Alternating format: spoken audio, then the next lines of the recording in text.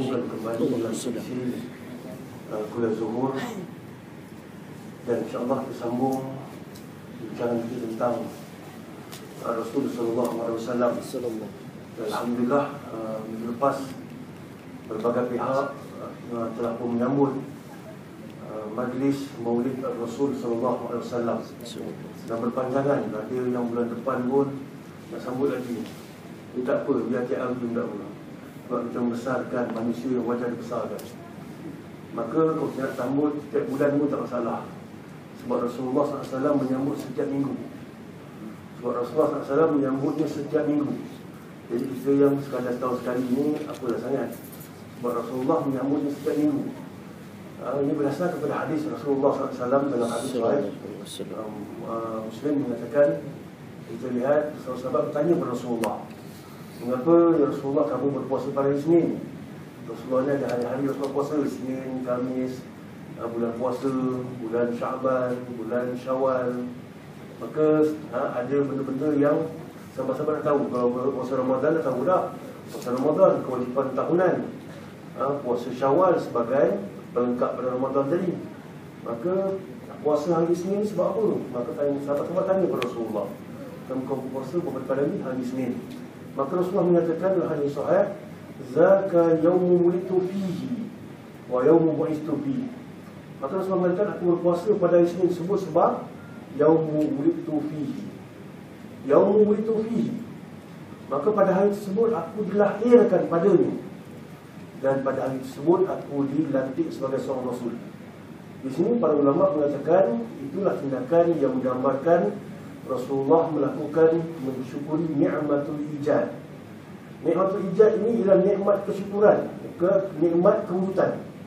Mensyukuri nikmat kewujudan. Maka Rasulullah SAW paparkan kepada kita, memang Rasulullah tak suruh sambutlah Rasul setiap tahun, tak. Tapi Rasulullah menggambarkan dalam hadis tersebut, Rasulullah membesarkan hari kelahiran. Maka Rasulullah besarkan hari kelahiran tersebut dengan cara tu, dengan cara bersyukur kepada Allah, dengan nikmat kelahiran tadi. Maka nikmat kelahiran dan nikmat naik pangkat. Kita kadang naik pangkat senyum aja. Oh, halo naik pangkat. Orang tak tahu naik pangkat. Tahu senyum, masuk surau senyum. Okeylah surau senyum. Masuk dalam nak jadi wuduk pun senyum. Oh, bagus tu. Pergi makan pun senyum. Satu meja habis semua belanja ni. Satu kedai kena kilo lah kan. Satu meja habis semua belanja ni. Oh, apa dia apa hal senyum. Dia makan senyum. Dalam pejabat pun senyum aja. Lalu bilik bos lagi senyum. Rupa-rupa bos bagi surat, surat awak naikkan pangkat. Naik pangkat. Maka kalau kita manusia biasa naik pangkat pun satu benda yang kita rasa senyum dah. Apatah lagi Rasulullah. Bukan pangkat biasa.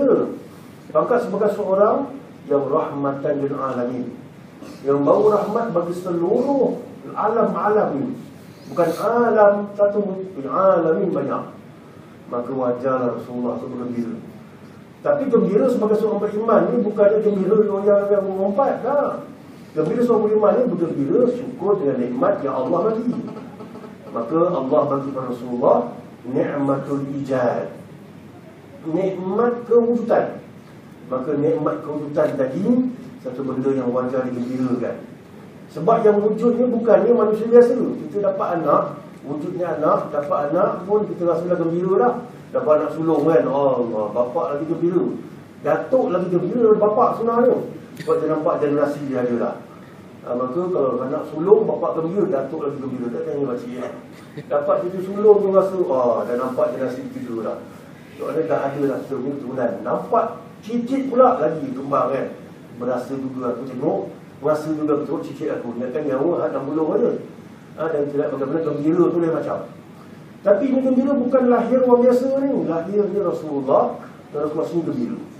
Dan Rasulullah gembira tadi, Rasulullah paparkan dalam bentuk kesyukuran. Maka ya Rasulullah bersyukur dengan cara apa? Cara paling baik. Cuma cara ni tak ditentukan oleh Rasulullah. Cuma Rasulullah kata, aku berpuasa pada hari Isnin sebab hari tersebut aku dilahirkan. Maka Rasulullah tak kata aku gembira sebab dilahirkan. Tapi kita faham lah. Kita faham Rasulullah gembira sebab tu Rasulullah buat benda baik. Maka Rasulullah buat benda baik sebab mensyukuri kenikmatan tadi. Nikmatul ijad, nikmat kewujudan Rasulullah tadi.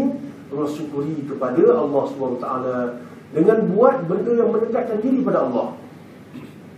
Maka apa benda yang paling mendekatkan diri pada Allah? Maka Rasulullah buat antaranya, Rasulullah sebut aku berpuasa pada hari tersebut, hari kelahiran tersebut. Maka Rasulullah berpuasa pada hari Senin tersebut sebagai mensyukuri nikmat. Maka kita terpulang. Yang penting maqasidnya ialah objektif dia apa? Objektifnya mensyukuri nikmat kewujudan. Bila Allah wujud kita sebagai hamba Allah, maka syukuri nikmat itu. Maka mensyukuri nikmat, cara bagaimana terpulang? Rasulullah cara dengan berpuasa. Kita cara terpulang lah pada kita. Nak buat apa? Nak beragak lah. Jangan tak sembahyang subuh. Ramai yang beragak tak sembahyang subuh. Subhanallah. Bukan saya reka ni tuan tak. Ni pegawai jatim mesti beritahu saya kan. Dia tu sedih lah. Macam mana nak buat ni? Nak salahkan. Tahun depan jangan buat beragak. Tak boleh. Beragak tak bersalah. Yang bersalah tu makhluk tu. Dia tak sembahyang. Apa? Pakai samping punya somat ketat. Sama warna tu. Tak sembahyang. Kalau yang pakai baju perempuan tu tak apa lah. Tahulah perempuan. Mungkin dia uzur kot. Kenapa cerita uzur ramai-ramai? Ya Ustaz, takdir Allah nak macam mana? Uzur ramai-ramai? Boleh kita takdir kan?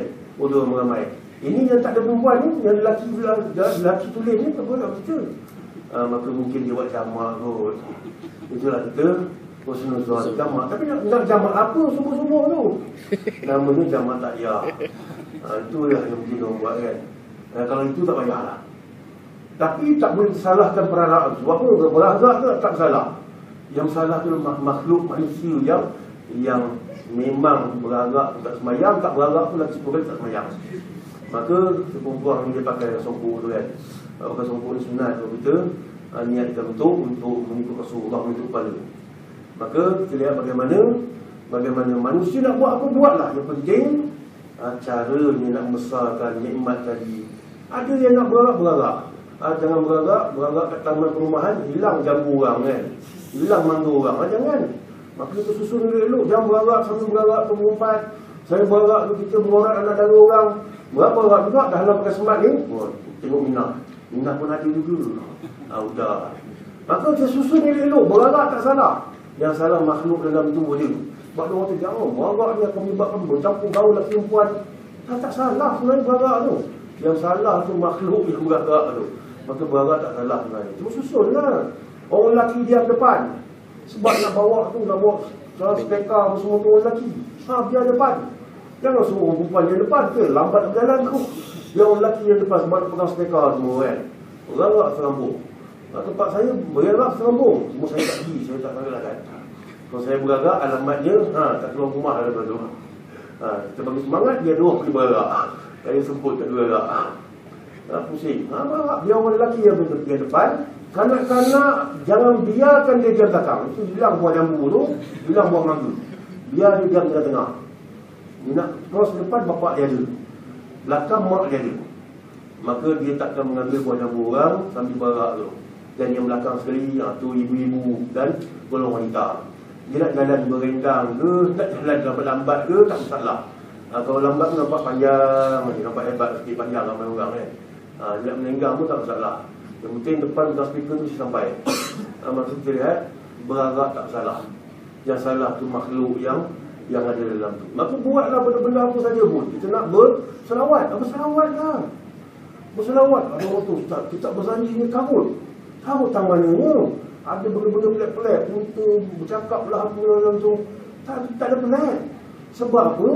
Sebab awak kena baca kita berjanji dengan bacaan sastra. Jangan baca kitab berzanji dengan membaca kitab tauhid. Gila namanya. Kita baca berzanji dengan pemahaman tauhid. Tak boleh. Maka baca berzanji dengan pemahaman sastra. Maka bila kita baca sastra, dia akan ada bahasa bombastik, bahasa melankolik, bahasa metafora, bahasa tak apa benda lagi kan. Macam-macam metafora. Yang jadi bahasa dia tu. Jadi itulah namanya sastra. Maka memang digunakan bahasa bombastik. Bombastik ni bercakap. Lahir dia Rasulullah. Dan bila dia kata bercakap pun tu. Ada orang kata tolak kitab ni bercakap lah. Ada Maryam lah apa semua. Dia bukan dia kata Maryam. Dia tahu dia mengarang kitab. Dia ulama besar. Tak ada turun di Maryam tu. Tapi nak menggambarkan hebatnya suasana. Bagaimana mukjizat itu kelahiran. Jadi dalam hadis mengatakan maktulan wa maisuran. Hadis sahih. Maka dalam keadaan Nak beritahu ni gempaknya kelahiran tu, Maisurah. Memudahkan bidan tadi nak melahirkan anak daripada Puan Aminah tadi, seolah-olah bidannya Siti Hawi, seolah bidannya Siti Hajar, seolah bidannya kalau bidan kampung beranak, nak dapatkan anak tercabut nyawa rumah kita. Tapi ini bidannya seolah-olah datang dari surga, yang menyebabkan bila beranak ada Maisurah, tak ada sakit apa-apa. Itu je kita. Bukan dia nak cerita turunnya Hajar tu, itu kamu namanya. Tapi itulah nama kitab berjanji, kitab menggunakan sastra. Dia kata unta bercakap dengan lahir Rasulullah. Unta bercakap, memang unta takkan bercakap. Unta mana dia bercakap, mulut dia terbelah. Unta mana unta, mulut dia terbelah tu. Bukan belah, kita belah dua dia ni, dia belah tiga, satu drop ke atas kan. Bila dia cakap, maka tak ada cakap. Maka tapi berani kata kita bercakap, nak menggambarkan gawatnya. Orang tak gawat lahir-lahir dalam sunat, tak pening. Stop, tak pening. Bidan tu tengok lahir-lahir sunat. Kalau kita orang lelaki lahir tak sunat, memang kerja kita. Tapi lahir-lahir dalam sunat tak gawat. Digambarkan dalam sejarah, sampai dipotong unta 100 ekor lepas dalam dia. 100 ekor, kalau seekor campak kat perkim seekor, jenuh kita nak makan dia. Seekor unta 1000 orang makan. Urut Melayu lah, urut Arab 500 orang. Kalau 100 ekor unta, bayangkan pun betapa ribu orang berkerumun nak makan tu, tak gempak namanya. Dan anak yang lahir ni ialah cucu kepada Datuk Bandar. Datuk Bandar Mekah ni. Bayangkan Datuk Bandar Mekah, tak kegempak. Kita anak Samran lahir anak kita. Laki perempuan, laki perempuan. Tak tahu dah, lama dah. Saya tak nak beritahu je, dia ambil scan kan. Ini zaman tak ada scan. Semua lagi nak tanya, laki perempuan ni ke? Maka dengar dia lelaki tu, Pak Saudara dia bagi hadiah 100 ekor unta. Sembelih satu. Nak cerita pasal unta dia dah gawat dah. Belum cerita pasal mukjizat lagi. Tiba-tiba lahir dalam keadaan, maka digambarkan dalam tu, dia lahir Nabi Muhammad ni, unta dia cakap. Bukan dia cakap betul, cuma nak digambarkan metafora ni. Kalau ada unta bercakap kawan tu, macam kita sastra kita kan, umpama nyur yang melambai-lambai. Tak ada pokok yang melambai-lambai. Kalau ada lari, jangan tunggu. Kalau saya nampak, saya lari dulu. Maka tak ada pokok nyur melambai. Cuma nak beritahu, nyur tadi ditiup oleh angin yang sepoi-sepoi, bukannya angin Katrina ke patah ke batu. Nak beritahu suasana yang tenang. Kalau hujan ni, tenang. Nak pergi mana-mana pun dada sedap je. Maka kita nak gambarkan begitu, umpama nyur melambai. Jadi jangan fahami kitab sebut dengan pahaman, dengan metodologi tauhid, gila namanya. Lepas tu ada orang mana buang kitab ni banyak benda dongeng semua. Tak. Kitab tu bukan benda dongeng, kitab tu ialah kitab sastra. Memang cerita macam itu. Cerita sastra macam itu. Kalau tak ada cerita macam itu, bukan sastra namanya. Lurus saja cerita kan. Hari Isnin 3 pagi. Ini bukan sastra namanya. Di mana lenggok dia? Maka dia lenggok dia, nun dia sama, dia nun dia. Kalau dia tu sama, dia dia. Al-Quran tu bersastra tu sedap dia bunyi dia. Ar-Rahman 'allamal Quran khalaqal insan. Sampai orang kafir pun simpan surah Rahman tu. Orang kafir ni mesti lah. Kafir sini aku cerita simpan surah Rahman, tak faham tu. Ya, tapi yang tak kafir tak faham kan. Sampai dia shock sangat terima akhir tu. Maka itulah dia Nabi dia sambut yang begitu hebat kelahiran tu. Maka Rasulullah dah tunjukkan bahawa bagi dia sambut setiap minggu. Cuma caranya teknik terpulang daripada kita. Maka kita nak buat cara setahun sekali cukup lah. Setiap minggu tengok lah pula mana cari bantuan kan. Setiap minggu ni setiap minggu segi individu nak buat lah. Individu nak buat lah. Bila puasa Isnin, pertama sebab ikut puasa Rasulullah SAW. Mensyukuri nikmat kelahiran Rasulullah SAW.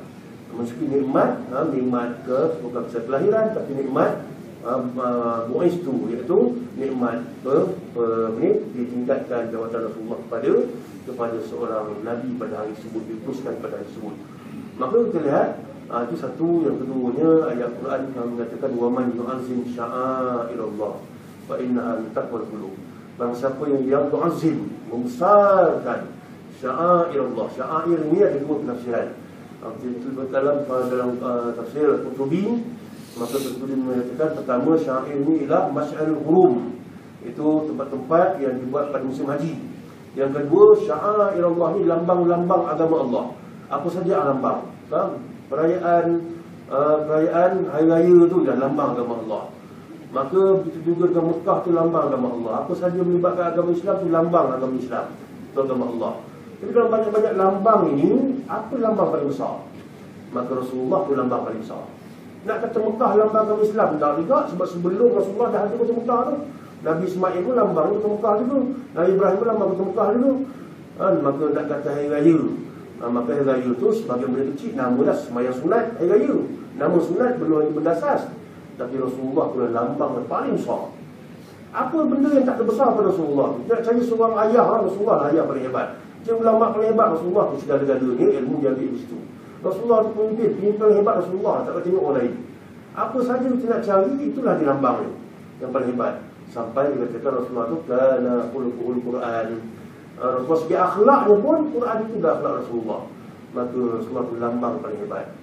Maka Quran kata wa man yu'azzim sya'airallah, dan siapa yang yu'azzim membesarkan sya'airallah, lambang-lambang agama Allah, maka lambang syairnya syiarun. Syair jamak, syiarun satu. Ini singular. Dan syiarun ini ialah lambang. Maka siapa yang membesarkan lambang agama Allah, Allah SWT kata apa? Wa innaha min taqwal qulub. Itulah tanda hati dia makin rapat dengan Allah SWT. Maka bila kita sambut maulid tadi, makin faham kita dengan Rasulullah. Dengar ceramah tahun ini, oh dah faham sikit. Oh Rasulullah tu punya namanya anak Ibnu Zabihain. Bukan mengingatkan Muhammad Al-Amin saja. Ada banyak lagi, bukan Al-Amin saja. Ada Toha Yasin. Tahun depan tak tahu, oh sudah pergi Ibnu Zabihain, ada lagi nama-nama lain. Maka kita kenal dah sikit nama.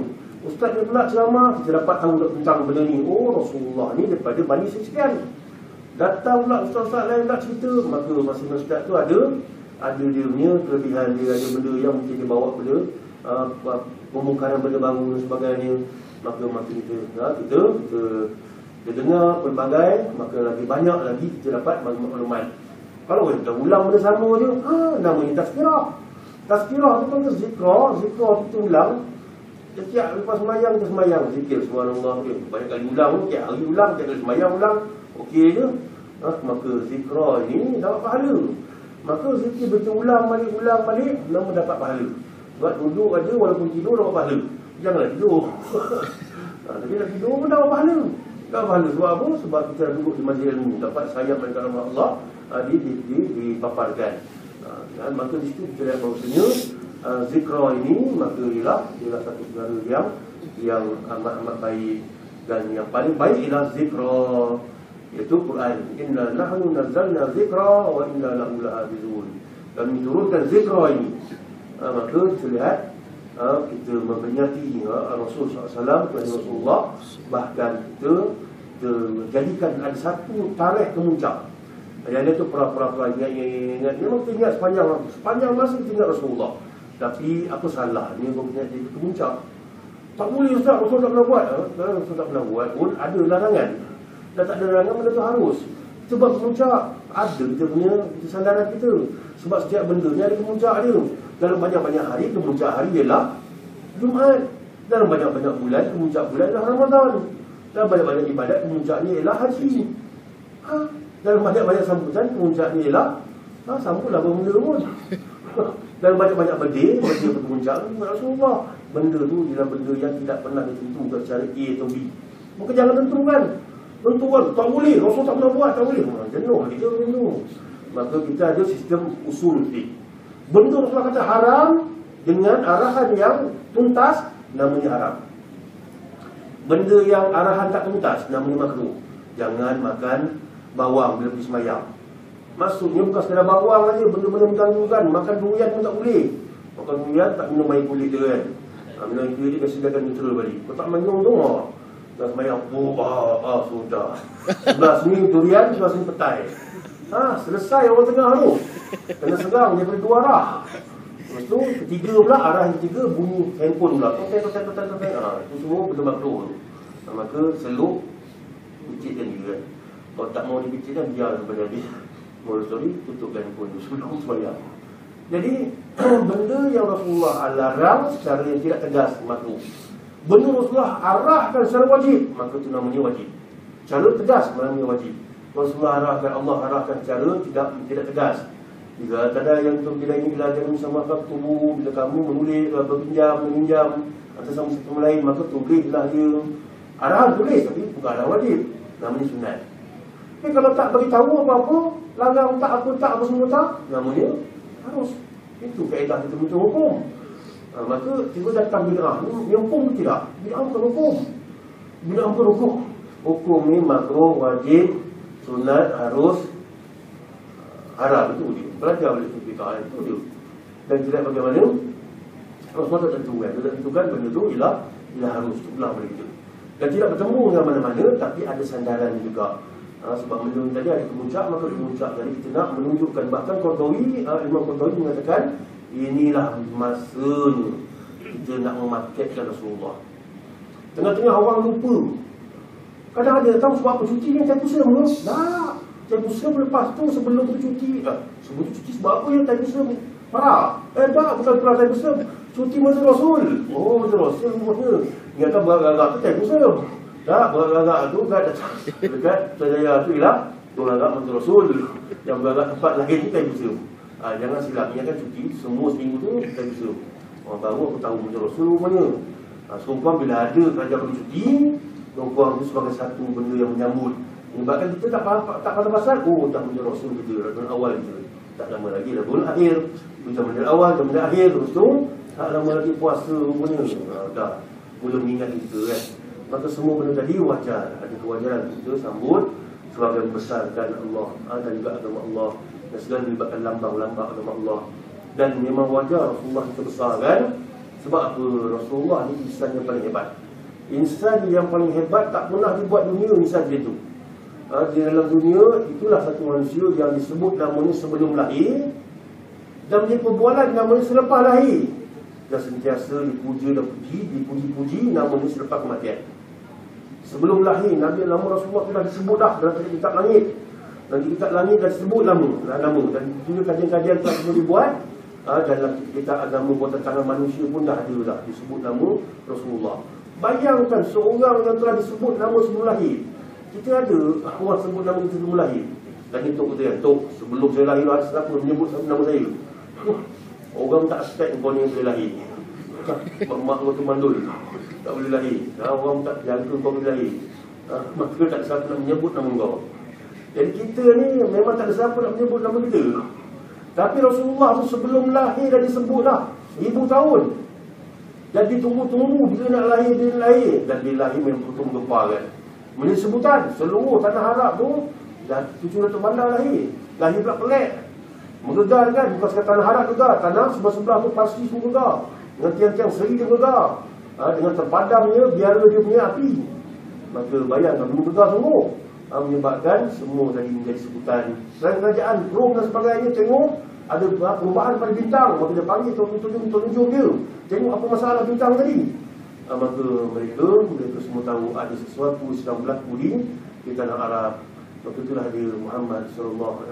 Nama yang disebut sebelum lahir, ditunggu-tunggu, dan lepas lahir dia bualan semua pihak. Dan selepas kematian pun, itulah bincangkan tentang kelahiran Rasulullah dan kematian Rasulullah. Dan juga kelahiran negara Rasulullah. Maka sebelum lahir disebut, semasa lahir dia bualan, dan bila kematian Rasulullah pun menjadi sebutan selepas itu. Maka kita sebagai umat Islam ni memuji Rasulullah sekurang-kurang 28 kali. Ada nama orang kita puji sampai 28 kali. Ada waktu cinta dulu. Buka buku nampak minah. Tutup buku pun nampak minah dari buku dulu. Buka Quran pun nampak minah juga. Tu kan. Itu kalau ada anak dia tu kahwin kan cepat. Jangan tunggu-tunggu lah. Dah berat dah masuk tandas. Buka pahit nampak minah turun. Nak tidur terbayang minah dah. Habis semua. Makan pun nampak minah yang suapkan. Jadi kalau macam tu dah berat lah. Mau satu hari 10 kali disebut nama gawal tu. 20 tahun sebelum mati lah. Tapi Rasulullah tak. Rasulullah disebut dengan suara, dengan mulut, dengan pemahaman lagi, dengan faham. 28 kali sekurang-kurangnya. Bolehkan orang gila dan orang yang tak wajib semayang. Siapa yang wajib semayang, sekurang-kurang 28 kali. Subuh tadi 4 kali. Zuhur ni 6 kali. Kalau 6 kali dia petang, malam kan 12 kali. Itu yang sunat, yang wajib belum yang sunat lagi. Sebelum sunat, selepas sunat lagi, sunat lagi, maka hampir 20 kali. Kalau ada lah manusia tersebut namanya 20 kali macam ni, bermaksud memang hebat semua lah.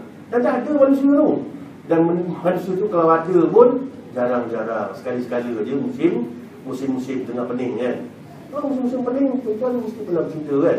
Siapa yang dah kahwin kan. Yang belum kahwin tu macam-macam lah. Nak cinta dia nak kahwin je. Dia nak kahwin tu cinta juga. Bila nak kahwin nak tunang kan. Sebelum tunang ya, tak adalah kan. Sebab saya dengan isteri saya satu kelas. Daripada sekolah satu kelas. Kita dengan dia pun 2 kali kita cakap je masa kelas dulu, 2 tahun satu kelas. Tak pernah cakap, melainkan 2 kali je. Tapi bila dah tunang tu, dia lain lah, kau dia lain. Bila tunang, dalam 3 seminggu je, tunang seminggu tu kahwin terus. Maka bila tunang tu tahulah penangan cinta ni kan.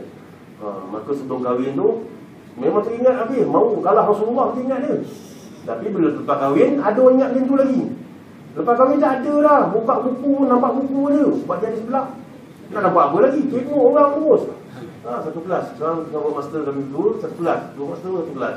Padahal tengok, sekarang dalam rapat-rapat tu, kita terang kan, ini isteri saya. Kadang besar tengok, ini isteri saya. Baru dalam keadaan tu, ingatkan dulu rapat-rapat kan. Saja mengatal apa?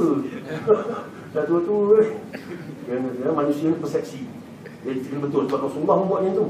Bila sahabat tengok dia macam ni, Rasulullah sebut, ini isteri aku. Takut orang persepsi macam-macam kan. Niatkan Ustaz Azam dengan siapa dia berjalan tu. Dia beritahu ini isteri saya. Dia sebut.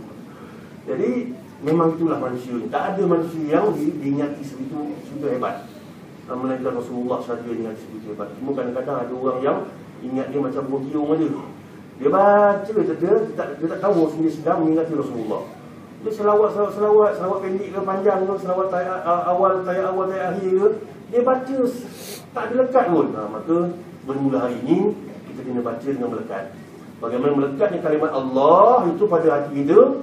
Itu juga khusus Allah tu kan melekat sebab dia orang yang paling banyak disebut namanya berbanding mak kita pun. Mak kita kalau budak-budak kan, tengok berapa kali disebut nama mak dia. Anak kita tak banyak macam Rasulullah rasa-rasanya. Sebab mak tu dah 6 jam dekat jabat. Berapa jam dia kat rumah. Balik-balik anak tu mengantuk, mak mengantuk, berapa kali disebut nama mak dia. Maka tak banyak macam kita sebut nama Rasulullah. Maka itulah ihsan yang memang wajar kita besarkan. Maka besarkanlah. Kita di mana-mana besarkanlah. Kalau ada kesilapan manusiawi itu betul kan. Jangan sebab kesilapan manusiawi kita buang benda tadi kan. Maka approach pendekatan terpulang macam mana pun. Yang penting pendekatan tadi tidak bercanggah dengan adanya asas dia tidak bercanggah dengan sunnah. Menyambut mantra Rasul dengan buat apa? Dengan buat musti. Tak boleh lah. Buat musti tu satu benda yang tidak dibenarkan kalau melibatkan musti yang tidak ikut syarak. Tapi kalau musti yang ikut syarak, ada musti syarak. Sebab Rasulullah sendiri bermusti, bukan hadis. Rasulullah musti tu, cuma kalau musti yang sekarang ni lain-lain. Sepenuhnya mantra Rasul, kita buat perlawanan musti yang ala-ala WWF tu nanti itu tak boleh. Jadi kalau sebenarnya mantra Rasul, kita buat musti ala Rasulullah. Sebab Rasulullah pernah mengalahkan Dujana. Dujana ni Rasulullah tokoh musti yang paling hebat. Dan Rasulullah mesti kalah dia. Maka jangan maka Rasulullah pun pernah mesti. Tak masalah. Berenang tak masalah. Dia jangan berenang macam sekarang ni. Sempena Muhammad Rasul tu buat renang wanita, lelaki tak ada. Renang wanita sekarang ni pula tu. Jangan rosak. Maka kita buat renang dia Rasulullah suruh berenang. Alimu auladakum birrimayah wasibah. Memanah dengan sibah berenang. Rasulullah suruh tu pemanah sunnah sebenarnya. Maka buat benda-benda sunnah berian. Buat apa perlawanan dan panah bayar ustaz kan tersilap panah orang kau. Buat dan senang sikit, semua orang biasa main dan. Dan pun sebagai sunnah. Yang penting maksudnya ialah raket. Main dan tu senang ni. Kalau main panah ni banyak, tapi panah dah 500 dah. Yang rosak tu hal pula. Jadi itulah dia kita besarkan ihsan. Maka alhamdulillah ramai yang minggu lepas telah besarkan berbagai program. Minggu depan ramai lagi banyak lagi yang berprogram. Maka satu hal lebihlah banyak. Maka itulah memang ihsan yang wajar dibesarkan.